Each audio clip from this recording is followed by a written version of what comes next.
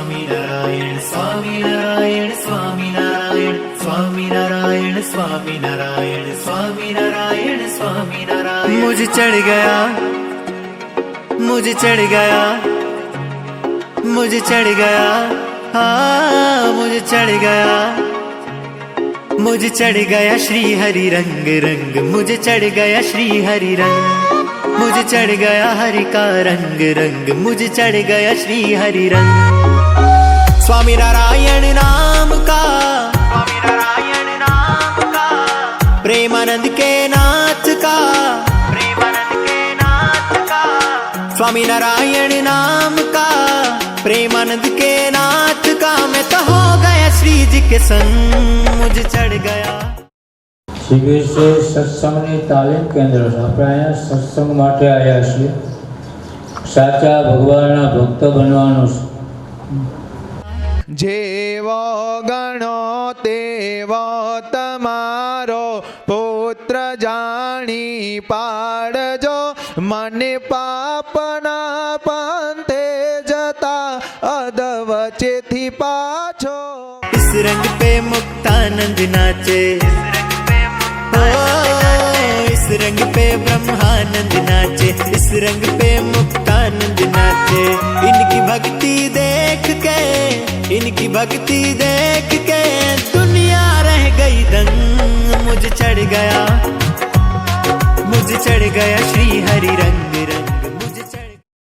અને શાસ્ત્ર એમ કે ધર્મ જ્ઞાન વૈરાગ્ય અને ભક્તિ આ ચાર વગર જીવની સંપૂર્ણ પરમ ગતિ નથી નથી ને નથી।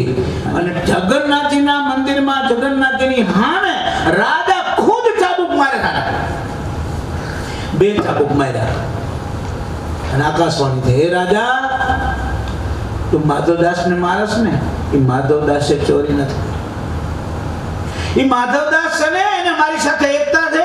અને તારે જોવું તો જોઈ લે, જગન્નાથજીની મૂર્તિ અવળી ફરી અને વાહામાં ફોડ ઉઠી ગયેલા બે।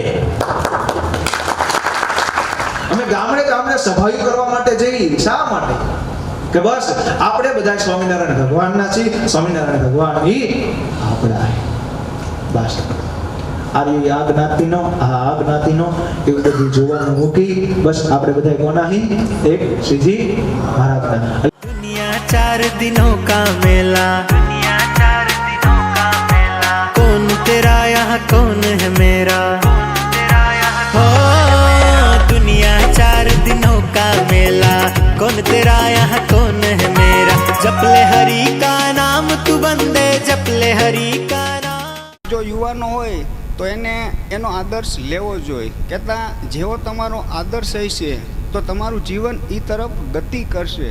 દૂધ પાકમાં જો એક ટીપું જો ઝેર પડી ગયું હોય તો પછી એ દૂધ પાક પીવા લાયક રહેતો નથી, એ દૂધ પાક ફેંકી દેવો પડે છે। ગમે એટલા લીટર બનાવ્યો હોય પણ એ છતાં પણ દૂધ પાક ફેંકી દેવો પડે। એમ યુવાનીમાં જો કુસંગનો એક નાનકડો એવો જો દોષ લાગી ગયો, એક સંગ જો ખોટો થઈ ગયો, ખરાબ થઈ ગયો તો આપણી આખી યુવાનીની બગાડી નાખે છે, આપણું આખું લક્ષ્ય છે એ ચૂકાઈ જવાય છે। प्रेमानंद के नाथ का हाँ स्वामी नारायण नाम का, प्रेमानंद के नाथ का मैं तो हो गया श्री जी के संग।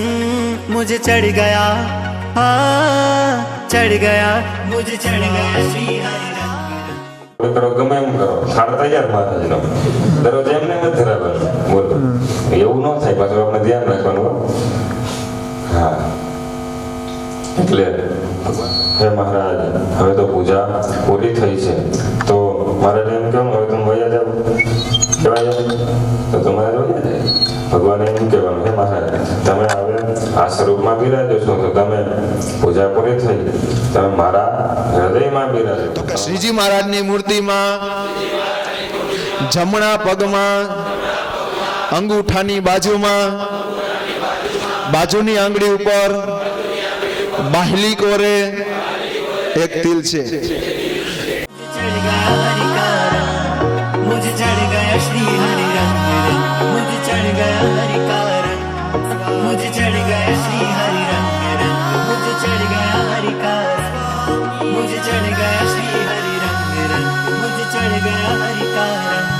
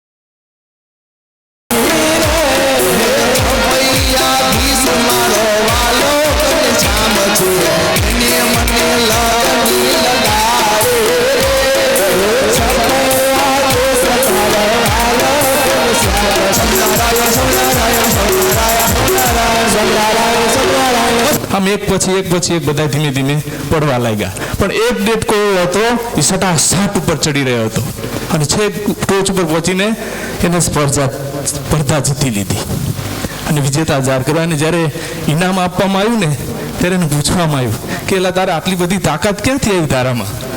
તેને 2-3 વાર પૂછ્યું પણ જવાબ ન આપ્યો એને. પછી ખબર પડી કે દેડકો બહેરો હતો.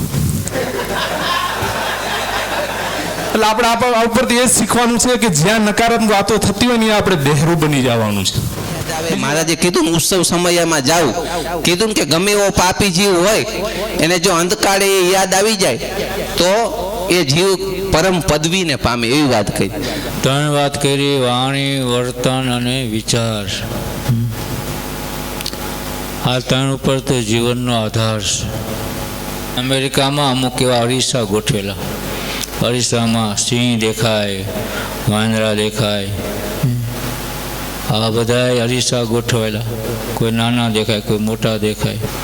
એમાં એક અરીસામાં ખાલી એક અરીસો મૂકેલો અને એની ઉપર લખેલું, આ ભાઈ જે માણસ સામે ઊભા રહે તે સામે મોઢું દેખાય, એની ઉપર લખેલું કે આ તમને જે દેખાય છે દુનિયાનું ભયંકર પ્રાણી છે. સમાજમાં, સત્સંગમાં, સંસારમાં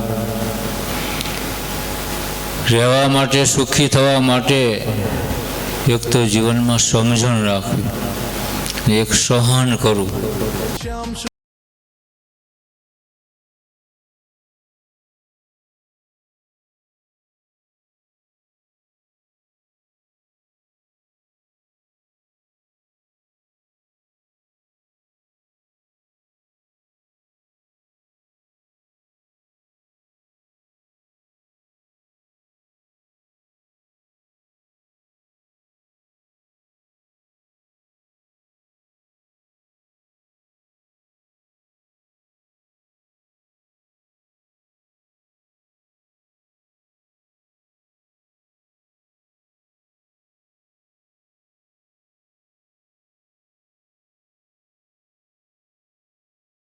રાવણ એમ કે છે કે મારી નજર તો એક સીતાજી ઉપર જ હતી, તમારી તો કેટલા ઉપર છે?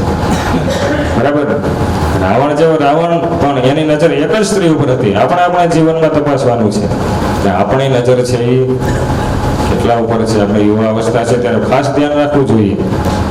જ્યાં ત્યાં જેવું તેવું જોવું નહીં, બજારનું ખાવું નહીં, તો છે એ ભગવાન છે એ આપણા પર વિશેષ કરીને રાજી થાય.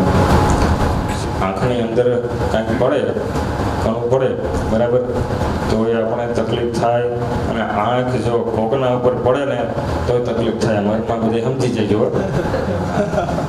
કારણ કે આંખ આપણી છે ને કોકના ઉપર જ પડેલી છે, એટલે તો ઘરમાં પ્રાગટ્ય પ્રભુનું થતું નથી. ભગવાન અને ભગવાનના સંતમાં જો આંખ પડી જશે તો બેડો પાર થઈ જશે. આપણે પછી એને પાછળથી એને અફસોસ થયો અને એને એની રાજમહેલમાં 2 સૂત્રો લખાવ્યા. સૂત્રોમાં એવું લખાયું કે ક્યારે ક્રોધના આવેશમાં આવીને ક્યારે કોઈની હત્યા કરવી નહીં. અને બીજું સૂત્ર એ લખાયું, ક્યારે સગો મિત્ર કે ગાઢ મિત્ર હોય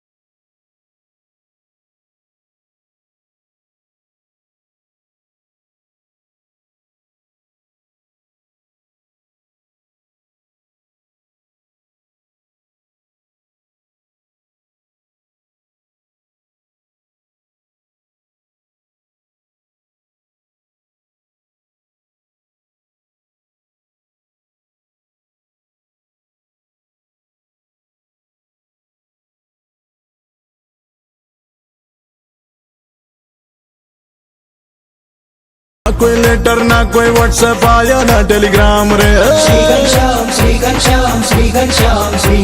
આપણા આંખના જેટલા મટકા વધુ મળાય ને એટલું આપણું મન ચંચળ છે. આંખના મટકા જેટલા વધુ મળાય એટલું આપણું મન ચંચળ છે. એટલે એકાગ્રતા કરવામાં તકલીફ પડે મનને. એટલે આંખના મટકા જીતવા માટે શું કરવું જોઈએ? ટાટક કે ટાટક ઘરે આવીને પોતાની પત્નીને શ્રીમતીને કીધું કે આવી રીતે ફોન આવ્યો તો માં અંતિમ ઘડી માંદા અંતિમ ઘડી ગણી રહ્યા, તો આપણે એમને મળવા જવું કે હાલો જવામાં શું વાંધો આપણો. બંને સાંજે આવ્યા. જેવા એ વૃદ્ધાશ્રમમાં ગયા આ બાજુ એની માએ દેહ મેકી દીધો. પૈસા અહીંયા દોડવા માટે પોતાના માના પણ અંતિમ દર્શન થયા નહીં.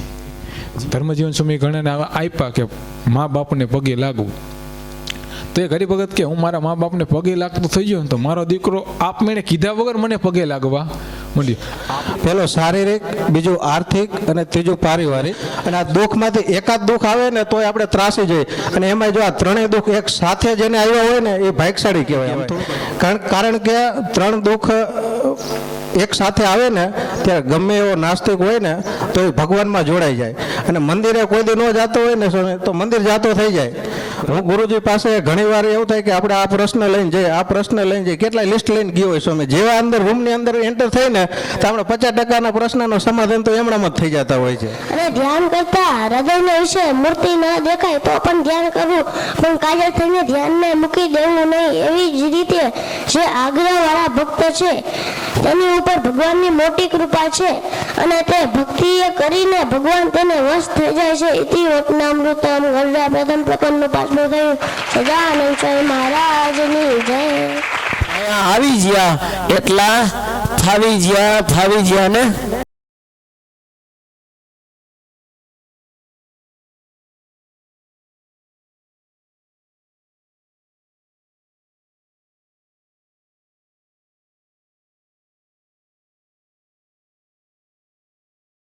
અંતમાં મુરીધામમાં બિરાજતા સર્વાવતારી શ્રી કૃષ્ણ મહારાજના ચરણમાં પ્રાર્થના. તમામ શિબિયાર્થીઓને મહારાજ એવી શક્તિ આપે, એવું બળ આપે કે માતા પિતાનો રાજીપો જીવનમાં કાયમ માટે ઉતરતો રહે. સંતોના આશીર્વાદના કાયમ માટે અધિકારી બનતા રહો અને ભગવાન અને સંતો માતા પિતા રાજી થાય એવું તમામનું દિવ્ય જીવન બને અને ભગવાનની આજ્ઞા ઉપાસના આપણા જીવનમાં દઢ બને એ ભગવાન શ્રી હરિના ચરણમાં પ્રાર્થના.